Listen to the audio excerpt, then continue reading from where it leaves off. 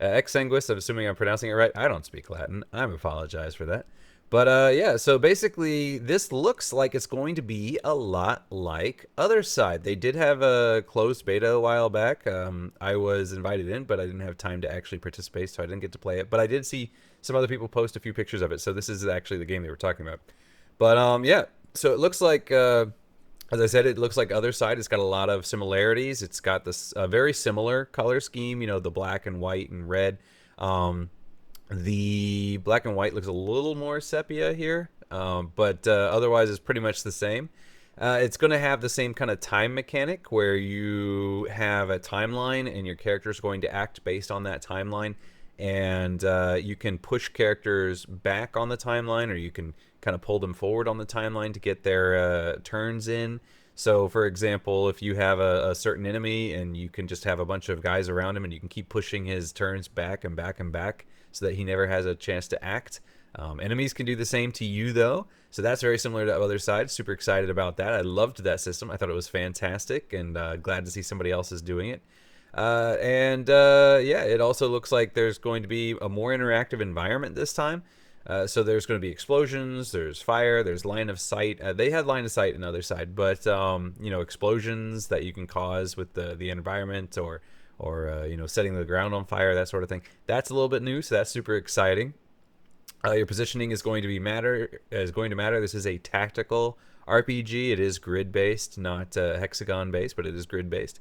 So if you're standing in front of somebody, or if you're standing behind them, or if you're standing on their flank, you're going to be doing different kinds of damage, or certain abilities might have advantages or disadvantages, which is great. You're going to have things like knockbacks as well. So if like somebody gets within your range and you can knock them back, so now they're no longer in your range, or you can knock them into the range of another character. So that's going to be really fun. That's the kind of thing they advertise. It's also going to be roguelike, similar to Other Side. So in Other Side, the way it worked was you had a certain number of days, and at the end of those days, you would have to face off against a boss. So during those days, you can choose to do a mission, and your missions are going to basically mostly be there to get you experience. So you're going to be a little bit stronger over time. And then also because as you go through, then your daughters could unlock memories, and memories were basically like buffs that would make them stronger. So you didn't only have their abilities that they learned and unlocked, but also, you could get these buffs if you did more fighting. So you're encouraged to do more, but if you wanted to, you could just go straight to the boss. And this is going to be very similar. They say there's going to be procedural levels. So every time you pick a mission, you're going to go into a level. It's going to be different. It's not going to be set maps every single time. And they are going to have random skill drops in those combats that can be combined with your unique loadouts. And you're going to be able to create different synergies with these. So, like maybe if you have an attack that does if you have an attack that has a high chance of crit, and then you pick up one of these things that says like, okay, on crit X happens, you're like, oh, okay, I can build more for a crit kind of build because I'm going to get all these crit bonuses, or I could build more for something about like a defensive kind of build or something like that. So you are going to have unique loadouts for each of your characters. Your characters are called, this time they're called, what was the word? Stille? Which is Latin for a drop, as in a drop of water or a drop of blood. And that's going to be part of your kind of goal, because it says the purpose of this game is, where does it say? It says the world is basically fallen apart, and you're going to restore the flow of life to the world. So you are basically a drop of life, and you're restoring it to this world. And I think blood's going to be a pretty big mechanic in this game, maybe sacrificing life to get certain benefits or things like that. In Other Side, basically there was zero healing.